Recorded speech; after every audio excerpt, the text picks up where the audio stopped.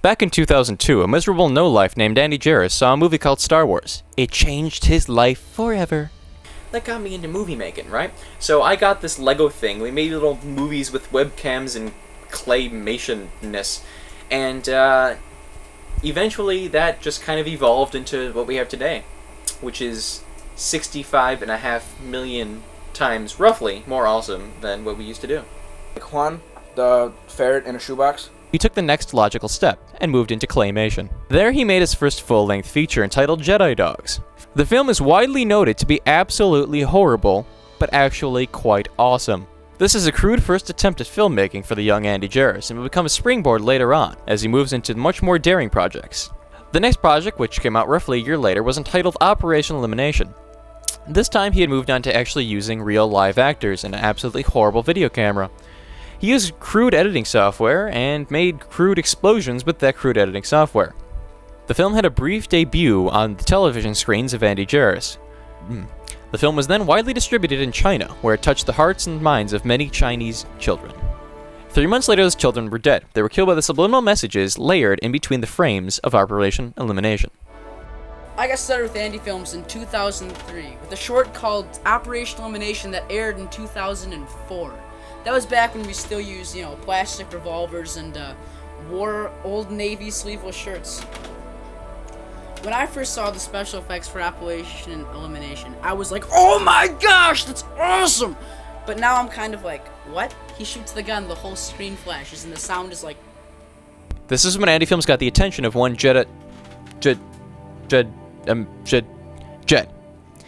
He then flew over on his homemade flying bike in the general vicinity of Andy Jarris. When he landed, he was declared to be King Squishy and paraded around wearing a shiny hat. When he woke up, he found himself simply a member of Andyfilms. Okay, the story of Freddie the Flying Bison. We had a project where you write some ridiculous product on a slip of paper and put it in a shoebox. And then everybody does that in the class, and then everybody picks one, and you're supposed to do an ad presentation on that, whether it's like a print ad or a movie. I randomly get a call saying, hey, I need to film something for this project. Do you want to come over here and help me? Ride your bike over here. And I, of course, being a good friend, say, okay, I'll do you this favor. So I get there. He explains what he wants me to do. I'm like, I don't know, Andy. Seems kind of ridiculous. And I do it. And for some reason, like the giant smile with the thumbs up and the nod got so many laughs from people. I kind of got ridiculed for it. People would just not shut up about that. Jed was later arrested, where he spent 3 months in jail writing his first novel, Space Ops. The novel was then turned into Andyfilms' second feature film. Well, obviously we've learned to act better, make better scripts, make better shots, get more professional. It's progressing pretty nicely. I mean, we've been around for 7 years, and I mean, we have a ton of really nice professional equipment now. If you Google search on images, ferret in a shoebox, you will not find many things. The following year, Andy experienced a great awakening. He claimed to experience thousands of cars blowing up all at once. After several blood tests, we found out he was serious. This would soon become his next film, IED.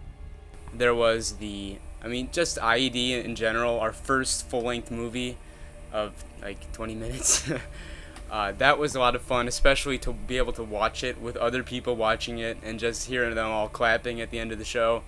That was a lot of fun for me. This turned out to be a great turning point in the life of Andy, as he made his first feature film about a man in a suit. This led to a sudden realization that it wasn't actually a man in a suit, it was just a kid in a suit.